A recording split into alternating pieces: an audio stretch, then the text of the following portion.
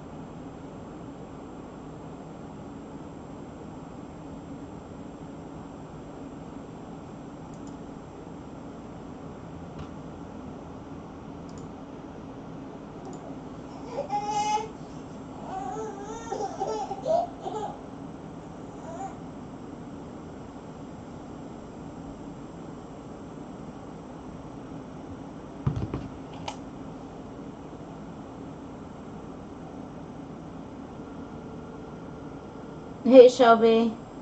Yeah, I'm just waiting for the girls to get on. I'm glad that you could jump on and watch too.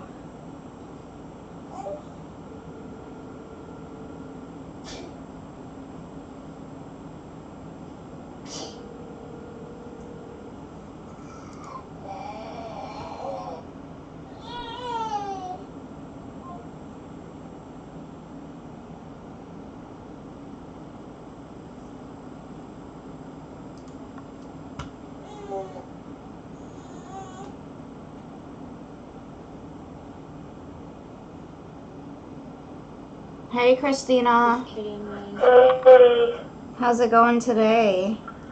good. How are you?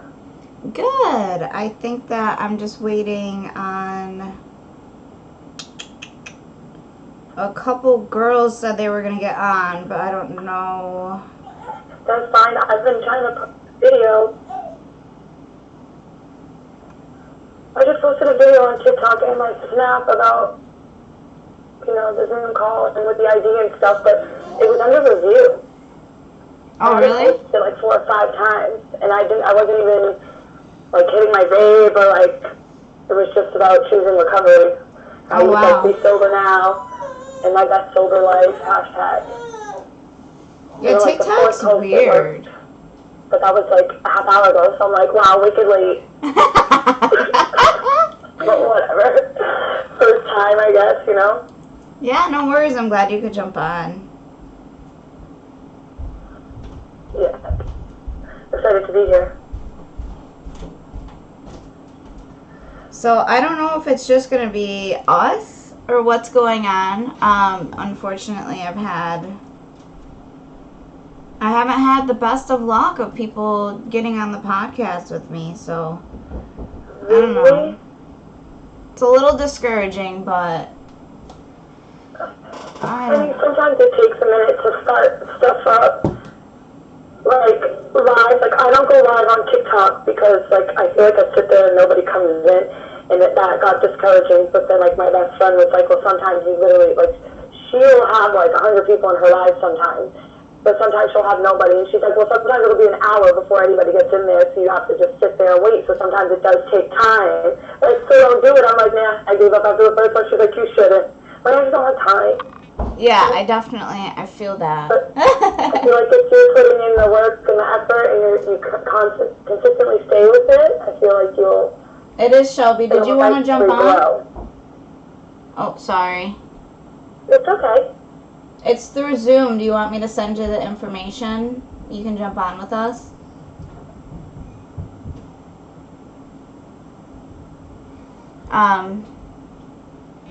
Yeah. I don't know. Other than that, I guess we could get started.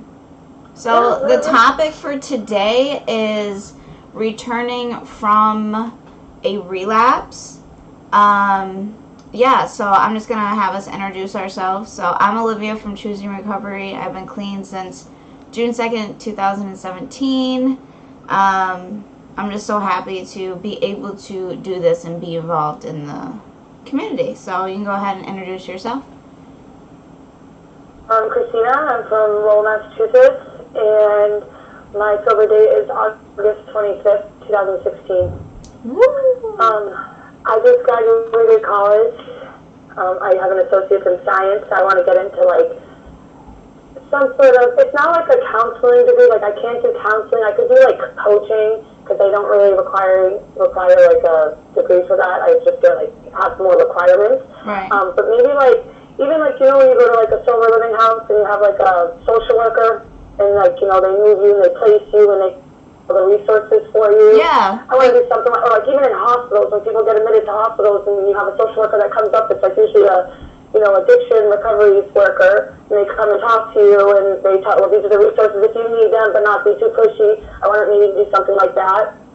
You know? That's awesome. And maybe go into deeper schooling, but the thing is my son's father and I have really bad history, and I cleared my record right before I got my degree, and then like 2 weeks before, like I was on the phone with my mom telling her like how happy I was and that I was going to be able to like actually finish and do like my hours for, you know, when you like do college and stuff, you have to do your placement and stuff. Yeah. Different areas call it different things, so I don't know. And then I could do it because I wouldn't have backup, like nothing would come back on my background. Like 2 days later, he started a fight with me and then took his son to the police station saying I hit him and stuff. And so I got on my record now, so I can't really be applying for jobs until that clears. Oh, wow. And now, this was like 2 years ago. He like got hit by a drunk driver and was in a coma and stuff, so like everything got messed up with the court system. And so like it's just been pushed and pushed for the last 2 years. So now I'm like done my degree and I'm like sitting here like, so in the meantime, I'm like, I might as well do some stuff where I can, and I could like put on my resume and stuff. You know, so like, this podcast would be amazing. Oh, like, talking to people. Start awesome. getting into helping people so I don't lose that gap between while I'm waiting. I have court June 1st, so my graduation is May 27th. And Good. then June 1st I have court, so hopefully after that I could start applying. Awesome. Yeah, definitely. I will keep that in my thoughts because I think that even with all the stuff that we may have, like all the situations that we were in, we can get out of them. And I think that's incredible because we can put in the work and the effort, like you said you're doing, and be able to do those things. So I think you got it. We'll see what's up. The recovery too. Yeah. That like you can still get into it. Like 'cause most of it too is like volunteer and personal stuff, and like I'm doing it for myself too, not just to help others and for myself. So it's like I can do it with work or not with work, and that's what I like about it. Awesome. Yeah. So I think But on the that topic that we have today, I wanted to be here to like share stories and hear everybody, but I'm not really good. I don't want to be like offensive or anything. I haven't had a relapse since I got sober. So I'm in the same position. I don't come up with the topics. I have the girls do them. So I think that there was another topic that I couldn't like relate completely with because I never went through it. So I've never relapsed in my recovery. So yeah, and that's why I was like, I can't really relate, but it's still recovery, so I could still be here, so I have input. My best friend, Melissa, she's been sober 3 years now, but before that, she was a reoccurring, she was in and out of, like, I've never been to a sober living house. I've never, turned myself, like, I just went to a doctor, said I wanted to get sober one day, he gave me Suboxone, and I've been sober since. Like, I never went through the, like, relapse where I kept having to go back and stuff, but she did, and I went through it with her, you know? Yeah, and I definitely so, think like, I have a little bit of experience with it, but not personal. Yeah, I went to, when I started shooting heroin, I went to my mom and I started crying and I was like, Mom, I don't want to be a drug addict. I don't want to be addicted to heroin. I don't want to live this life. And my mom broke down crying. And that's when I went to detox. Did I want to be sober? Did I want to be clean? No, but I didn't want to live that life either. And I was like really scared where I was going to go. So I went to detox once, and I detoxed, and then like they put me in a counseling session, and I was like, I'm out. I gotta go. Like this ain't it, you know. I didn't think I could ever do detox because like people telling me what to do and how to be sober, like that's what I couldn't. And that's a huge thing in the community today. Is a lot of people are judging other people's recovery and. Like, go ahead. There was this thing that I saw during school. Like I had a human service because addiction was a big part of my program for degree. That's what I wanted to do, but it's just in science. And it's not like a counseling degree. It's just a human service degree, I guess. Right. But regardless, I had this human service class, and we watched this video in like Chicago. They have this program for addicts, and it's like they're more of your friend, and like you can use if you relapse, that's okay.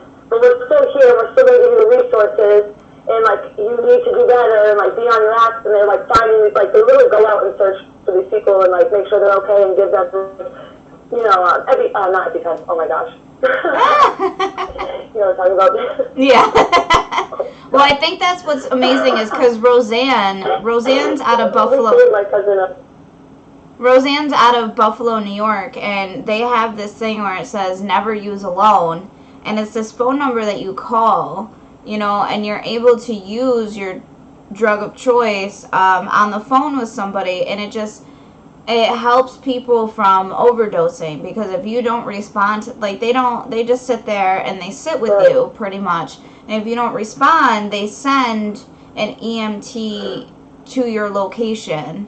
And I think a huge part of my recovery too is I listen to other people's stories and I absorb it, because there's so much wisdom and knowledge everybody holds, and I haven't relapsed yet, but it doesn't mean that I'm not going to. You know what I mean? Like, I may have so many years, but I always... I've seen somebody be sober 10 years and relapse. Yeah, and that's scary. Are you kidding? We did somebody's story last night, Zach, and he said, I have one more drunk in me, but I don't have another recovery. He's like, I either live the rest of my life drunk, or I die as a drunk. And I was like, bitch, like, that's it, though. Like, that's me. Like, there's no way I would ever come back from it. Like, it's just, I'm not, like, promoting. Like, I had fun. I had a lot of fun. Yeah. And, I mean, it got bad. What I said. Yeah. Right. And, like, it got bad and stuff, but the lifestyle is just as addictive to me than the drugs. And I don't know, so. Yeah, tell me about it. Like, I was the person that would, like, have it. Like, I was the dealer. And, like, I would go to Walmart every day and spend, like, $500, no problem. Yeah. Like, no problem. Still pay my bills, still do whatever the fuck I wanted all day. I just had to meet, like, 20 people a day. You know what I mean? And it was just, and I love that. But it's not worth it. It's not worth it. It's not, and it's like everything was just so temporary, and it was never like a full fulfillment, you know what I mean? So. Right, because then you have to watch over your shoulder, your wrist, like there's so many cons too, so it's like, it's not worth it. Yeah, and when I was in my early... I think the thing with the needle, with getting sober, is I never used a needle. I'm afraid the needle's really bad. Yeah. And I started with smoking perks. So when I switched to heroin, I just started smoking it, and that's what I would sniff it and smoke it. And I love the tinfoil. That was my thing. So I think that was what was easy when I recovered, or when I went into recovery and started getting sober. It was easy because they say when you do whatever, you have more cravings. Yeah. Yeah. And there is a whole like science behind all of that, and.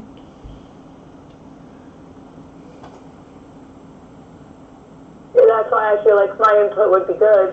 As my best friend, the one Melissa I was telling you about, that's the way she did it. She would do it. So like, she'd be sitting next to me, how many times, like, she's, like, went out right in front of me. You know what I mean? It's just, like, crazy to think. And I think it is important.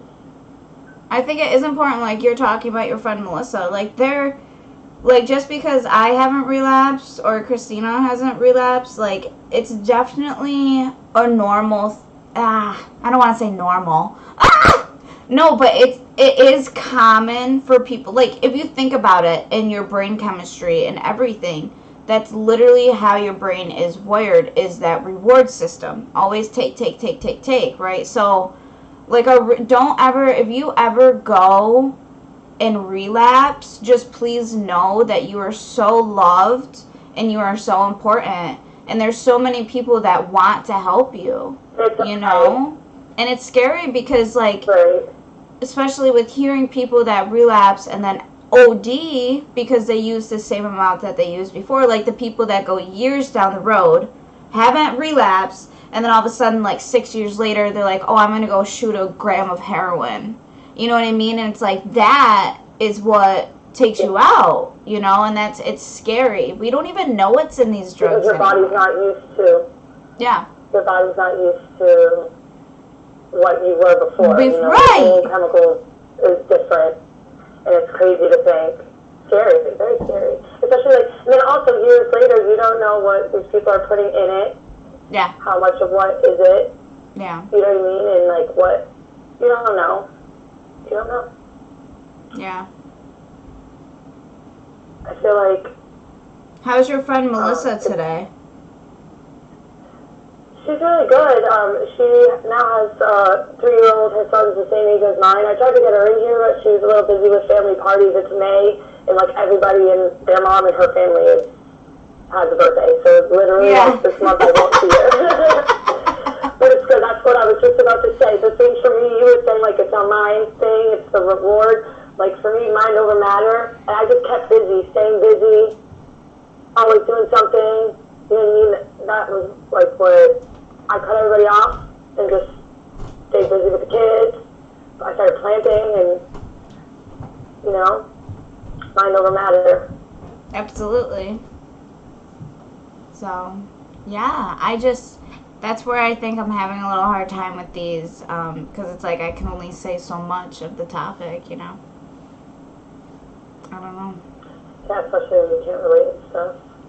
Yeah. But it's okay. Like we were saying, people just need to know that, like, it's okay. It's okay to mess up. But that's why I was going with the program that they had in Chicago, whatever. Like, they're saying, like, it's not, we're not saying it's okay for you to, you know, keep using and then have a program. Like, there are definitely a set of rules that you have to go by and stuff. But it's okay. Not everybody's perfect.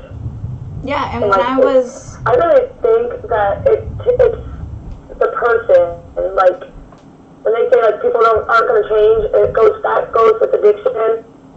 So, well, like, people don't change unless they want to. That was the thing with me with detox. Like, I couldn't do detox or anything like that because I couldn't have people telling me when and what and all that, like, or talking to people about it, like, I wasn't ready. Like, you have to be ready.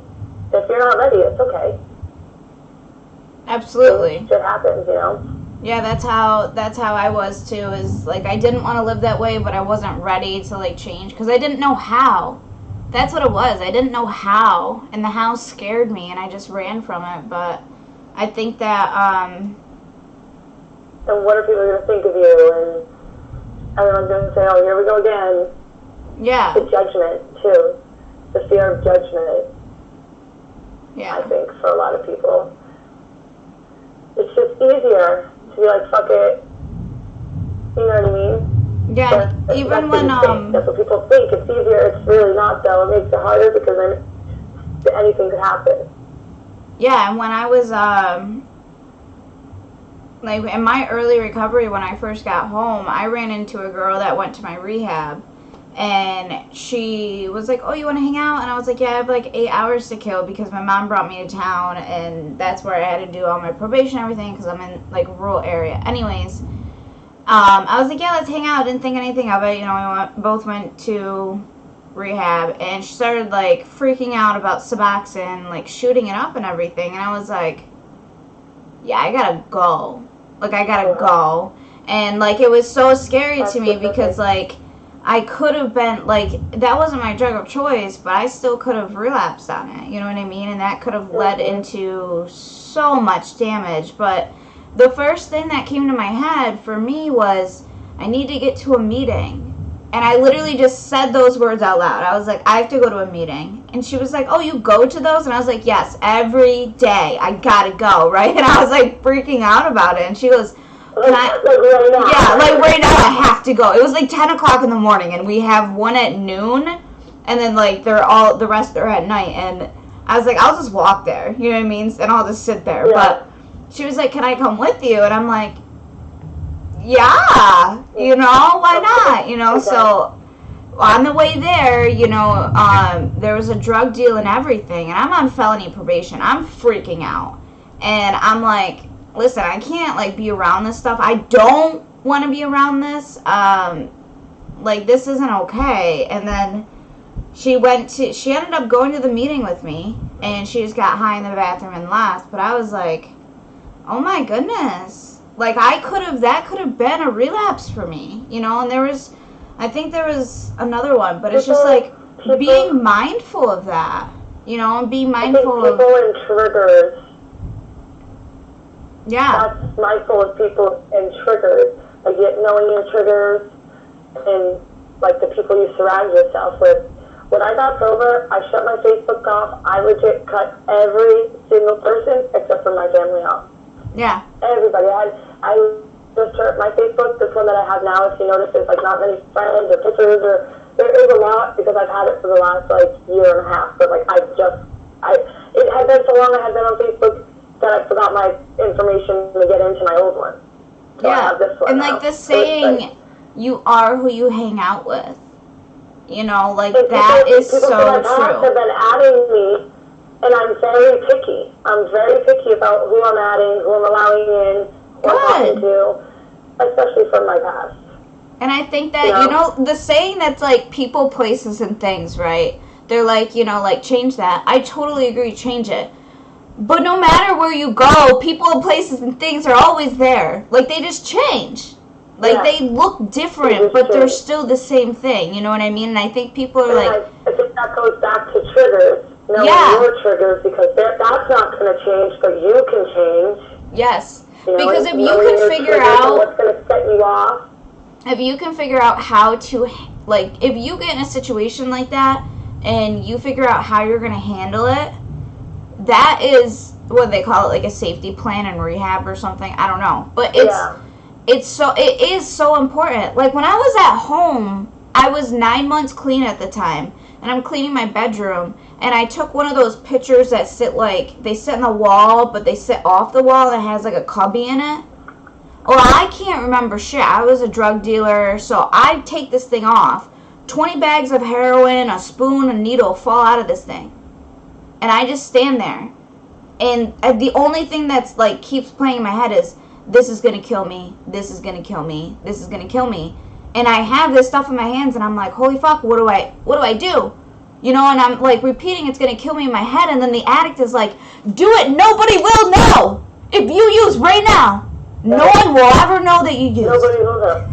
And I'm like, and then the other, like, voice comes back, and it's like, this is going to kill me. This is going to kill me. So I, like, run up to my dad, and I'm like, I don't want to talk about it. I don't know. But here. And I just handed him this bag of stuff, and he's like, what the fuck? What? And I was like, gotta go. And I called my sponsor, and I'm like, what the hell, man? Like, because even, like, I don't remember putting that there. Obviously, I put it there. You know what I mean? Right. And all of a sudden, like, I was faced with this huge situation and this huge trigger that I had to overcome and figure something out. And that was literally the best thing that I could have done for myself. So. Yeah. Always having to know what to do, like a safety plan, like you said, that's a good one.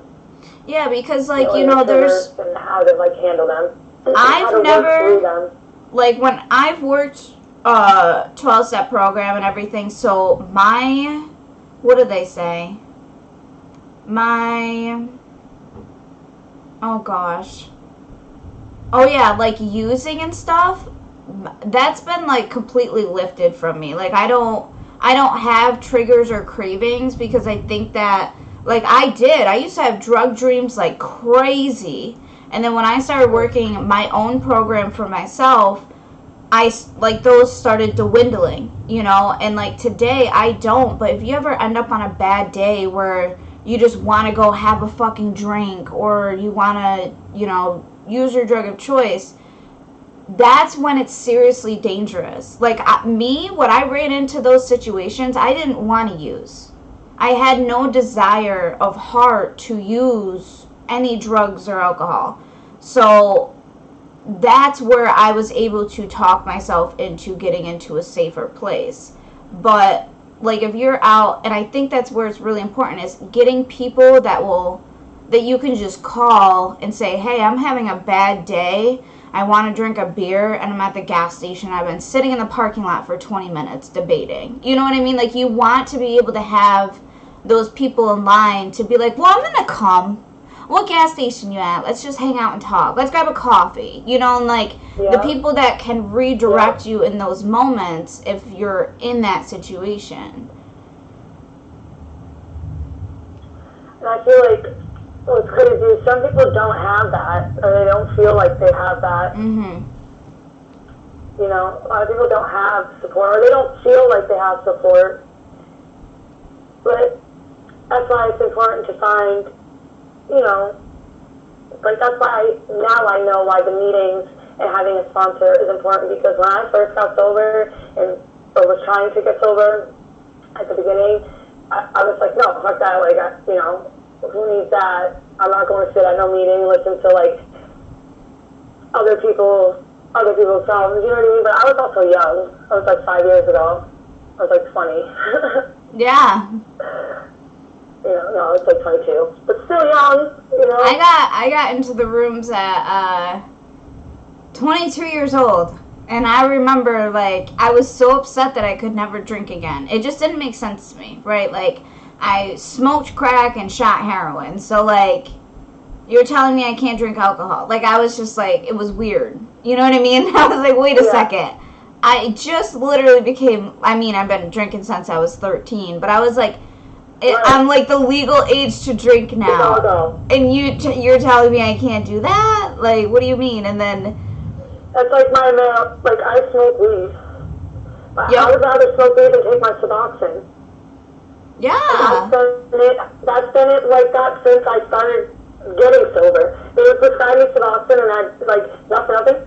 I sell it to my sister. Make money and smoke my weed. Like. You know what I mean? Like, It's just, I felt like I was still getting high on it. You know what I mean? Like, I was still, and then I would wake up and still have cravings. Like, my knees would ache. Like, for me, it was the body aches. As soon as my knees and my body would start aching, I was going to get high. Like, I couldn't do it. And at the beginning, the Suboxone didn't help. Like, I wouldn't take as much as they would tell me to, like, the Holy Pilgrims. I wouldn't take because I'd be like, I'm getting high. I don't want to get high. Like, I want to get off this stuff. So, like, immediately I started tapering myself down, and I would take a little bit, you know, just so I wasn't having the craving, because obviously marijuana doesn't fully help with that. But, like, the body aches and stuff, but it helps with the nausea. You know what I mean? You want to eat. You just want to, like, be, like, you know, feel a necessity to like get up and go. Like you're just good, chill for the day, and then you know, for me, like I keep myself busy doing laundry and stuff, cleaning the house, like keep my mind off of it. Yeah, and I think like that really helped. Like when I went to the detox or whatever, I ended up coming home, and I think I got a Suboxone doctor, and it was like short-lived. It was like maybe like a month and a half that I was on this. I think. Yeah, like maybe a month and a half, and it was horrible. I still shot fentanyl. I don't know how, okay? But I'm telling you what, the withdrawal from Suboxone sucks. Yeah. I ended up in the city. Sucks. Like, my parents kicked me out. Go ahead. Sorry. You're okay. like I said, I started tapering myself down immediately. Like, they prescribe me a 4 milligram a day now, and I literally, like, take, like, just much as needed. Like, last time I took my Suboxone was, like, 2 days ago. Yep. And, like, maybe tomorrow I'll wake up and, like, if I smoke in the morning when I get up and I'm still feeling like, I don't want to do anything, I'll take my tiny piece. But it's, like, once every, like, 4 or 5 days now. Like, I taper myself, like, real good, but it's because I know I want to get into addiction recovery and stuff, so when I go, if they, like, drug test me and stuff, I know that they're not going to look at me weird, but I would rather be like, yeah, you know, I do have my own personal experience, but, you know, I'm sober, you know?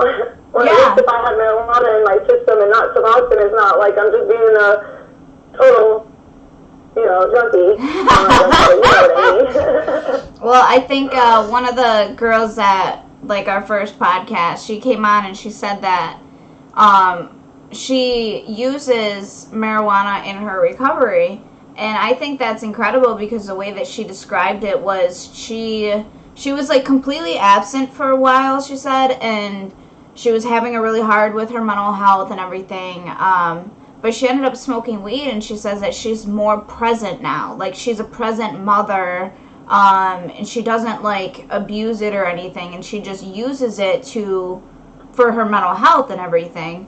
And I think that's so important for people, is to understand that everyone lived a different life, okay? And you are the only person that lived your life. You are an individual. So your recovery is going to be individualized, just like everybody's story is individual. Like, you need to figure out what works for you and what doesn't work for you, because there's no problem in saying, hey, I don't like Suboxone, like, let me try marijuana, or whatever the case may be, right? I just wish, like, the doctor Yeah. would it makes me nuts. Well, it's because, like, if you think about it, the government literally is replacing a street drug for a prescribed drug, but they're just making the money off of it with the insurance and the doctors. Because it's kind of, it's a downer, just one blocks the other. So why can't, and if they're prescribing marijuana for cancer, why can't they prescribe it for addiction? I feel like we'd have a way better outcome. Yeah. I definitely see. Make their money. Like, if I am like, for them, my husband, he used to be on Suboxone when he got home. Was it Suboxone? Yeah. He used to be on Suboxone, but then he got the shot. And he even said that going from because you had to go and dose every day at the clinic, he said the change from that habit to just go and get the shot, he goes, I feel so much free with my life. I don't feel like my addiction or that part of it, like, controls me. He's like, because I can just go and get the shot and be done and then go back next month. It's not like an everyday occurrence like it was to get the dose, you know? My ex used to get the shot, and it didn't, I don't know if it was his body, maybe, not for nothing, he's a POS, and he was probably using, because now I'm thinking about it, every time he'd go get the shot, he would literally be in bed for like 4 days and be so sick. He, like, did it like 4 or 5 times, and he was like, I never want to go back there again. Like, it would make him so angry, so sick, like, oh, wow. And now I'm thinking about it, maybe he was using while getting the shot and, like, using behind my back. And I found out a bunch of shit, obviously, after the fact. Because we were supposed to be getting sober together. And then after, like, the 4 or 5 months, he's like, I'm just going to get on Suboxone like you. And then he started getting on Suboxone. I don't know how he's doing it now, because we don't really speak, but he just... And I think that it's the huge. shot didn't do well for him. And it's, like, so, but that goes back to what you were saying. Everybody is different. And it's huge to definitely do your research on these things and to think Facts. and definitely, like, look into it. Don't just say, oh, a doctor wants to prescribe me this is a good idea. With all due respect, we have a lot of broken systems. And a doctor that just subscribes you, if they subscribe you right off the bat and if they just kind of like, how you doing today? Good. Okay, I'm going to redo next month for you and I'll see you next month or whatever. They don't care about you. You need a doctor that wants to be involved in your recovery. He should know your drug of choice, what you were doing, how much you were using. he should literally ask. He should want to start you at a certain Too, level. like the nurses too. Yes, like get people that I have a care nurse about and a you. counselor and my doctor. All three of them I've done with the last 5 years, and they know everything talked about them. And it's like since I walked in that door, no judgment. You know what I mean? And that's good. Like you definitely want to. Yes. You want to do that research, because I was in... If I ever felt like I didn't have support or somebody that understood me, I would just call Val, my counselor, and I literally have her, especially since COVID, I have her personal number, and I just call her, and she's like, what's up, Christina, you okay? Because she has her computer at home for the system, and she looks in there, she's like, yeah, we'll move your appointment, and she'll move my appointment, just talk to her, if I have to talk to Kate, which is the other one, so it's like, if I don't have support from anywhere else, I could just call them, and that, I think, is amazing. So kind of like a good thing, you're saying. A good support. Yeah, absolutely, and you want to definitely look for that. So, yeah, awesome. Well, I appreciate you getting on with me today. I don't know, do you want to just go another 10 more minutes or so? Of course, anytime. Huh?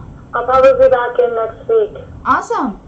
Yeah, so I have that listed up on I don't know why my connection's unstable right now. It's okay. Yeah, so I have it listed up on the Facebook page. But next week we're going to be on Monday because Sunday is Mother's Day. I saw that, and that's perfectly fine. Like I said, I'm not working right now. I'm home with the kids, and my oldest will be at school. My youngest maybe with his father. If not, it's okay. He's usually napping around now. And if not, he'll be over there on YouTube. Awesome. Awesome. Yeah, so I will definitely, we can end it for today. Great talking. Thank you. Yes, thank you so much for getting on. It makes me happy that you were able. So I will see you next week. Listen, we'll get it going. Don't worry. Awesome. Yay! Have a good day, hon. We'll talk to you soon. All right, bye-bye.